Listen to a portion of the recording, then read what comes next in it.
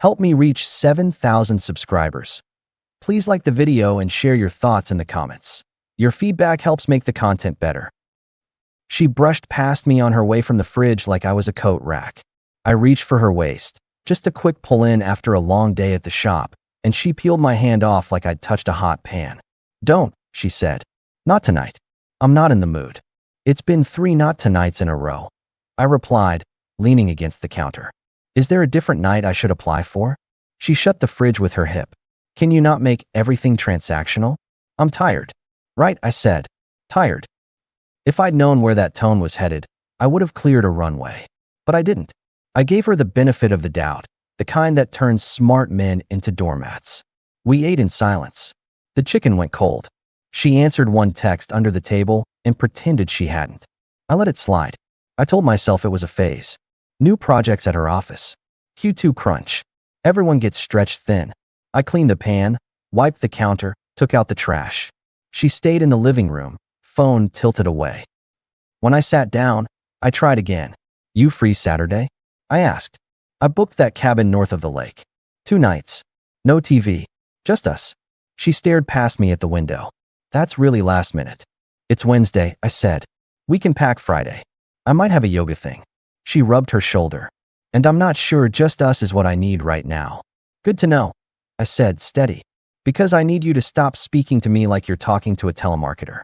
So here are my new rules for the cabin. I'll go either way. If you're in, great. If not, I'll take my fishing rods and my piece." She blinked. "That's dramatic." "No drama," I said, standing. "Just choosing where I put my energy." She looked down at her phone again. Whatever was on that screen was apparently more interesting than a weekend with her husband. I grabbed my keys and went to the garage. I needed the smell of motor oil more than I needed the smell of her lotion. The next morning she left early, not a word beyond coffee, and even that sounded rented, not owned. I kept my mouth shut. The cabin was refundable. My self-respect wasn't. I stuck to routine, hit the shop, handled customers. Around noon my foreman, Pete, looked over a hood and gave me the side eye. "You look like you slept on gravel," he said. "I slept in my own bed. Must be some bed." He didn't push, and I appreciated it. Guys like Pete know when to talk and when to hand you a wrench. That night I tried again. I'm not a therapist. I'm a man who owns a small business and can fix a carburetor blindfolded, but I can ask a straight question. "What's going on with you?" I asked after she slid her plate away. "You've been distant. Head in a different room, even when you're here." She licked her lip, buying time. "I'm overwhelmed. I told you, we're launching a new package. Mike's writing me." "Mike," I repeated. "Your project lead." "Yeah. Does Mike like just us weekends?" I asked it like a joke, kept my voice light. Her eyes flashed. "That's not funny." "It wasn't meant to be," I said. "It was meant to have an answer." She pushed back from the table. "You're making me feel policed. It's suffocating." "Not my goal," I replied. "My goal is clarity. We can do time constraints, sure, but we can't do mystery." She grabbed her bag. "I'm going for a drive." "Take your time," I said. "I'll be in the garage. That way I can't suffocate you." The door clicked. The house exhaled. I stared at the empty chair across from me and thought about 20 small things from the last month I'd ignored. A new passcode on her phone, late nights labeled Team Sync, the sudden way she laughed at her screen and then flipped it over when I walked in. I told myself I wouldn't play detective. I'd play man. That meant setting terms, not snooping around like a teenager. So I started with something simple. I split our calendar. I erased my name from her social commitments, canceled the cabin, and booked a solo weekend at the fishing lodge for next month. I moved some money from our joint checking into my business account where it belonged. No drama, no memo, just logistics. When she came back, I was shining a torque wrench. She stood in the doorway of the garage, took in the clean floor, the labeled bins, my arms black with grease. She used to say the place was calming. Now she looked like the smell offended her. "You canceled the cabin?" she said. "Yes." "Because I needed space?" "No. Because I need to stop begging for your time." "That's petty." "Call it a policy change," I said. "I'm done chasing." She opened her mouth, closed it, shook her head, and wandered back inside. I heard the shower. Later, when I went up, the bathroom smelled like eucalyptus and a new shampoo I hadn't seen before. She was already in bed, turned away, phone glowing under the covers. I turned off my lamp and lay there. 2 inches of mattress might as well have been a state line. The following afternoon, she texted me at the shop, "Dinner at my sister's on Sunday. Be nice." It landed like an order. 2 words back, "Can't." Booked. 5 minutes later, booked what? Grocery delivery. Meal prep. Couple small things I should have done earlier. She didn't reply. I scheduled the delivery just so it wasn't a lie. That's what men do when they decide to stop asking. Make sure the facts match. Sunday came, and with it my first proof that the distance wasn't random. At 9 a.m., she strolled into the kitchen in a soft sweater and a fresh blowout. I was chopping vegetables. She smelled like a department store sample. "You're really skipping my sister?" she asked, annoyed and surprised in equal measure. "You sent an order," I said. I declined. "Try an invitation next time. This matters to me. What counts to me is respect," I answered. "If you want me there, you ask. If you want a prop, order one online." She took a breath and shifted gears. This was the first softening. "Okay," she said. "I'm asking. Would you come? She's had a rough week. It'd be good to show up as a team." I put the knife down. "Better. Please. Better still. So you'll come?" "I'll stop by for an hour," I said. "But I'm driving separate. And I'm leaving when I'm done." She nodded like she'd won. I let her keep the ribbon. It wasn't a war trophy. It was a calendar entry. Her sister, Kelly, lives in a 3-bedroom with a trampoline out back and a husband who collects novelty bottle openers. The moment we walked in, my wife switched on a bright version of herself I hadn't seen in months. She laughed too loudly. She squeezed my arm for show. She swapped stories like an anchor on local news. Kelly caught me in the kitchen near the chips. She's blunt by nature. "You two okay?" she asked, keeping her voice low. "Define okay," I said. "She's been different," Kelly said. "A lot of nights out with work friends." I didn't buy all of it. "Noted." My wife breezed in with a wine glass. "You two gossiping about me?" she chirped. "Always," I said deadpan. "I just told your sister I'm the difficult one." Kelly snorted. My wife's smile was stretched tight. I checked my watch. In the living room, Kelly's husband, Rob, turned on the game. The couch became a small island. My wife perched on the arm and scrolled, then leaned down. "Can you not be so aloof?" she whispered. "It's embarrassing." "Be clear," I replied. "Do you want me here as a guest or as a set piece?" She pulled back. "Forget it. Already done," I said and stood. "Kelly, thanks for the invite. Rob, enjoy the game." I left without ceremony. Outside, the afternoon had that burn yellow light that makes everything honest. I drove to the shop and did inventory, which was somehow less lonely than pretending in a living room. That night, she came home quiet. I expected a blow-up. Instead, she placed a bowl of soup in front of me while I balanced the books at the kitchen table. "I made extra," she said. "You looked wiped earlier."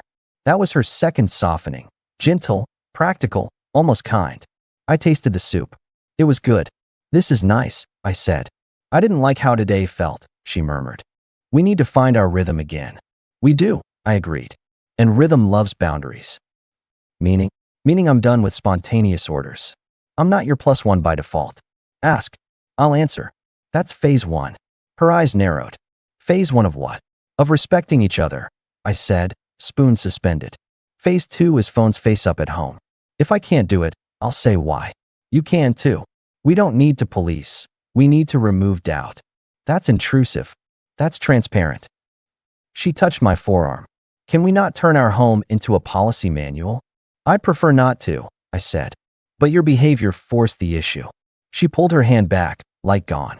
Thanks for the soup, I added, and got up for water. On my way past, I flipped my phone face up next to the salt. She glanced at it like it contained a snake. 2 days later, she declared the new rules controlling. She said she couldn't breathe. She said she needed space. The words landed in the entryway as she zipped up a weekender bag. A pause, she called it, standing with the strap across her chest. I need to figure out if this is even what I want. Lately it feels like a cage. I must have missed the lock, I replied, hand on the banister. You come and go as you please. I want to be sure about you, she said. About us. I'm sure about me, I answered. I don't live in cages. I live in houses where people choose each other. She stared at the door, then at me. I'm going to my friend Addie's. A week. No pressure. We'll talk after. Do me one favor, I said, calm as a flat lake. Turn off your location sharing if you're going to pretend I'm a warden. You switched it off anyway. I don't know you tracking, she snapped. You owe me honesty, I replied. But sure, call it a retreat. Her jaw clenched. She walked out. The door shut. The house changed shape. I watched the taillights disappear and felt something click into place, the way a socket finds a bolt. I didn't pace. I didn't rattle glasses. I didn't call friends to collect opinions. I made 2 calls. One to my bank, one to a private investigator whose number I'd kept from a client who'd used him to catch siphoned inventory. The bank heard. I need to separate business funds and pause external transfers. The investigator heard. I need to know how my wife spends the next 7 days. Only facts. No gossip. Clear photos. I don't want your theories. Send me time-stamped entries. Keep it legal. Bill me. He asked for her photo, her car, her usual haunts. I provided. I hung up and swept the garage floor like it owed me a secret. Day 1, silence. Day 2, I left town for the morning to pick up a used Lyft, texted my foreman I'd be back by lunch. On my way, I got a ping, an email from the investigator with a secure link. 3 entries. Her car at a downtown restaurant I knew from office parties. A grainy shot of her at a table with a man whose shape fit too well with a name I'd already said out loud. Another of the 2 walking out to the sidewalk, close enough to share a jacket. I stared. The photos weren't obscene, they were worse. They were ordinary. His hand on the small of her back. Her head tilted up. A posture that says, I have a home, but I'm living here. I forwarded nothing, texted no one. I read the investigator's caption. Subject with male coworker, identified via LinkedIn profile, Michael H.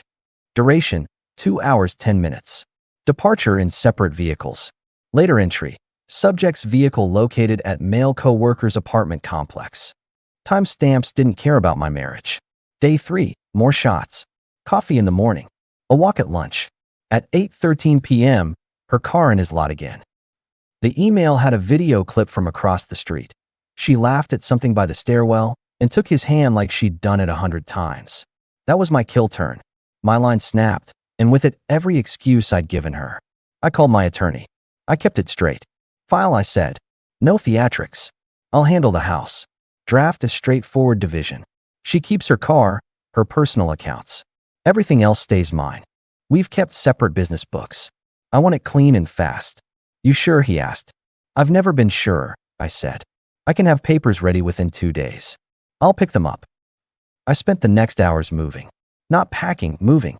I changed the passwords on my utilities. I removed her as an authorized user on my cards. I cataloged joint items and separated out what she'd brought into the house. A few pieces of furniture, wall prints, some kitchen gadgets she loved. I put them in the guest room so she wouldn't claim I threw her out with nothing. My bed stayed mine. My garage stayed mine. My plans became mine again. Day 4 came with another email. I didn't open it. I didn't need more proof. Proof wasn't for me anymore. Proof was for paperwork. Pete noticed the difference. You're not carrying your shoulders like a car jack anymore, he said in the shop. You good? I'm awake, I replied. He nodded. Good. We got 2 break jobs and a scheduled alignment. Let's keep it moving. I kept my mouth shut to customers and neighbors. I stopped wearing my ring. I slept in the guest room and stripped our bed to wash the sheets alone. When I answered texts from her that said, thinking, and let's connect Sunday, my responses were monosyllables. Not out of pettiness. Out of clarity. On day 7, the investigator texted his final entry. Subject returned to marital home midday with small suitcase. I didn't reply. I went upstairs and sat at my desk where the papers lay in a manila folder. Everything was ready. She walked in it too. She tried a smile that didn't reach her eyes. Her hair was arranged like a second chance. She set her bag down and crossed the room like we were reenacting a movie. I did a lot of thinking, she started, hands folded like she'd practiced the scene. I realized I can't do life without you. I love you. I'm sorry for the distance. I got lost in my head. But I'm here. I let the silence run. She waited. She tilted her head, puzzled. Maybe hug me, she added, like a line read. I laughed. I couldn't help it. It came out low and clean, not from a place of hurt, but from the absurdity of it. She looked stunned. She tried to chuckle with me. That's a strange reaction, she said. You happy I'm back or what? I stopped laughing and studied her like I study a bent rim. "Mike dump you?" I asked. Her face went off like a fire alarm. Panic for a split second, then the performance. "What? Who's Mike?" "My boss." "What are you talking about?" "Right," I said. "It must be a different guy who holds your hand on 4th Street. "That's ridiculous," she said too fast. "You think a meeting means something?" "Meetings usually don't end with a visit to the same apartment complex 3 nights in a row," I replied. "But maybe your company does things differently. What are you even saying?" She stepped back, palms up. "This is paranoid. You're making a scene." "No scenes," I said, and I walked to the dresser. I pulled the envelope from the top drawer and took out the prints the investigator had included. Her with him at a table, leaned in. Her with him on a sidewalk. Her car in his lot. I laid them on the bedspread like receipts. She stared, eyes scanning for a loophole. "That's a work dinner," she tried. "We were with clients. They just stepped away." "In the parking lot?" I asked, voice flat. "We're neighbors," she bluffed. "He lives across town," I said. 10 miles. Nice complex. Beige stucco. Bad lighting." Her mouth opened, closed. She reached for tears and found none, then found too many. "Call him," she blurted. "Call him right now. He'll tell you. He'll explain." I didn't answer. I just looked at her. The more she stammered, the clearer it got. It wasn't about morals. It was about options. She thought I'd be the safe one. I handed her a second envelope, the manila one. She touched it like it might burn. "What's this?" "Straightforward papers," I said. "I'm making this easy. Your car is yours. Your personal savings are yours. The rest stays where it belongs. You can start fresh with whatever story you need. And I'll start clean." Her eyes filled. "You can't be serious." "I'm serious," I answered. "I'm done living like a placeholder." She hugged herself. "After everything? You won't even try?" "I tried," I said. "For months. I made rules. You called them cages. Then you walked right into one of your own making." She sank on the edge of the bed. The carefully arranged hair was falling out of its plan. "Please," she whispered. "Don't do this." I stared at the photos, then at her. "I wish you hadn't made me," I said. "But you did." She wiped her face and stood, hands shaking. "It was a mistake," she said. "It was a moment. It meant nothing. I was stupid. You were methodical," I corrected. "And I'm not interested in living with methodical disrespect." Just don't end us," she said, voice cracking. "I am," I replied. "And you're going to pack." She looked at the closet, at the drawers, at the empty space where the future had been. For a second I saw regret, not because she'd lost me, but because she'd lost the safest arrangement she'd ever find. She started stuffing clothes into a bag. Between handfuls, she kept talking, like words could shovel out a hole big enough to crawl back through. "Maybe I can stay a few days while I figure it out," she said. "Hotels are expensive. You can stay at your friend Addie's," I replied. "You've done it for a week." She froze and turned around. "You followed me?" "I hired someone to watch," I said, and kept my voice flat. "After you announced a pause, I decided I preferred facts to anxiety." "That's twisted." "What you did is twisted," I said. "This is clarity." She packed faster. At one point, she held up a framed photo of us on a pier. She looked at it like it should change something. Then she set it down. "I never wanted to hurt you," she murmured. "You wanted options," I replied. "Now you have an option I made for you." She wheeled her suitcase to the door. Before she left, she tried one more move, deeper than the first 2 softening attempts, the kind of last-ditch warmth people splurge when the bill hits the table. "I do love you," she said, eyes bright, voice soft, like the beginning of us. I got scared. I don't know why I did what I did. "You did it because you could," I said. "Because I made it easy. That's over." Her face hardened. She reached for the doorknob, then stopped. "I'll fight you," she said. "I'll take my share." I smiled without humor and pointed at the folder. "Read the terms. You'll find I've been generous. You had your comfort here. You traded it for an impulse. I won't make you pay double." She stood there a second too long. That's when I gave her the last line, the one that sealed it. "You said our home felt like a cage," I said quietly. "I'm opening the door. Fly where you want." She flinched, nodded once, and rolled the suitcase out. The door closed behind her, softer than I expected. The house didn't cheer. It just settled, like a body relaxing after a long drive. The next weeks moved like clean gears. Papers filed. Keys returned. Her name taken off every bill. I kept my schedule, tightened my radius. I stopped scanning rooms for her reaction. The shop did well because my head was where my hands were. I ran into one of her co-workers, Sam, at the hardware store, a guy with a nervous laugh and a decent handshake. He hovered near the sandpaper. "Hey man," he said. "We miss your wife at the Friday lunches." "Do you?" I asked. He swallowed. There was chatter about her and, you know. "I know," I said. "She's got her path. I've got mine." He nodded too much. For what it's worth, a lot of us saw it, but we kept out of it. Didn't seem like our place. "It wasn't," I said. "Have a good one." At the shop, Pete noticed I'd started staying late to build a cedar canoe in the back, frame by frame, plugging the outside noise with sawdust and a playlist that never changed tempo. He watched me fit strips into the stem and leaned on a post. "That thing gonna float?" he asked. "Absolutely," I said. "And when it does, I'm taking it somewhere quiet." "You always were methodical," he said. "In a good way." "I stopped being methodical at home," I said. "Not anymore." He nodded. "You want a hand with the sanding?" "I got it," I said. "I want to feel this one myself." A month out, I signed the final papers at my attorney's desk. Simple pen. No speech. He slid me a copy and shook his head. "Quickest one I've seen in a while," he said. "You made it easy." "I made it clear," I answered. "Those aren't the same thing." He smiled. "Most people mix them up. Kelly texted me once." "I heard," she wrote. "I'm sorry." "Me too," I replied. "Take care of yourself, Kel." She didn't argue. She didn't defend her sister. That told me she'd seen enough. When the decree arrived, I put it in a drawer with my passport and the title to my truck. That night, I slept in my bed again, alone, and the mattress didn't feel like a tribunal. It felt like a place to lie down. I wish I could say I didn't think about her. That would be posturing. Sometimes when I filled the coffee maker, I'd remember how she used to hum for no reason in the mornings. Sometimes when I turned off lights, I'd feel the absence like a draft. But nostalgia isn't a reason to accept disrespect. It's just a bad painter trying to retouch a wall that needs replacing.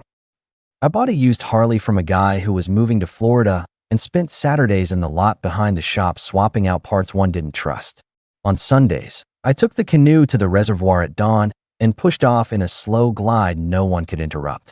I stopped drinking the cheap beer I kept around because she liked a certain brand and started buying good rye, one bottle at a time, mostly for guests. The TV didn't watch me anymore. A buddy at the gym introduced me to his cousin, Lauren. She runs a catering company and talks like someone who understands schedules. We had coffee. Then we had pizza. Then we didn't label anything at all. I kept my expectations low and my standards high. She didn't ask me to be anything but steady. I like that. My ex. I got 2 updates I didn't ask for. One came from Sam, who wandered into the shop again needing new brake pads. "How's your department?" I asked, hands inside a wheel well. He grimaced. "Tense. There's been fallout. He cleared his throat. "She, and you know him?" It fizzled after HR started sniffing around about team boundaries. "Office romance has a short warranty," I said. "Guess so," he mumbled. The second update came from Kelly. She sent a single line months later. She moved in with a friend for now. No plea. No explanation. Just a fact. I didn't reply. There was nothing to say. Financially, I stayed in the black.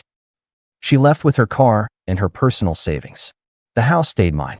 The shop grew by 2 new clients who came in off the lake after hearing about the canoe from a guy at the bait shop.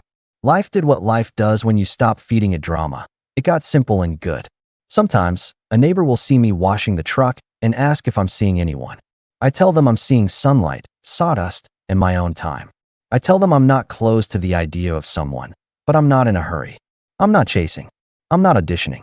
People think the hardest part is leaving. It isn't. The hardest part is refusing to trade your dignity for a peace that never comes. Once you stop negotiating terms with someone who doesn't play fair, the rest is logistics.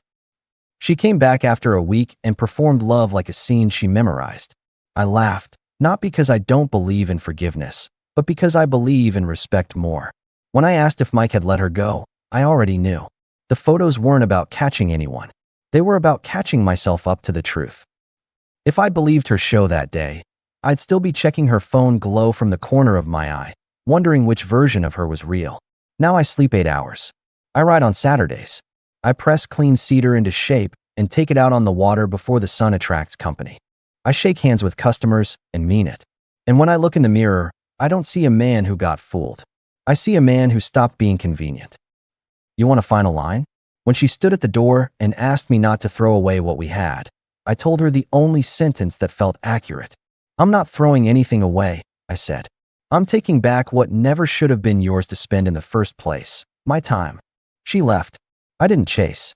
The door closed and stayed closed. That's not anger. That's maintenance. I used to wonder how long I would have kept trying if she hadn't asked for a pause. Maybe months. Maybe years. That week was a gift wrapped in a lie. It gave me proof, and proof gave me direction. The rest was a pen stroke and a suitcase. It's funny how simple the end looks when you stop pretending the middle was complicated. I'm not bitter. I'm not on a crusade. I'm just doing what I should have done when she first peeled my hand off her hip with that tired little, "Not tonight." I'm choosing where I put my energy. And I'm saving a seat in the canoe, not for someone to complete me, but for someone who respects that I'm complete already. When I'm ready,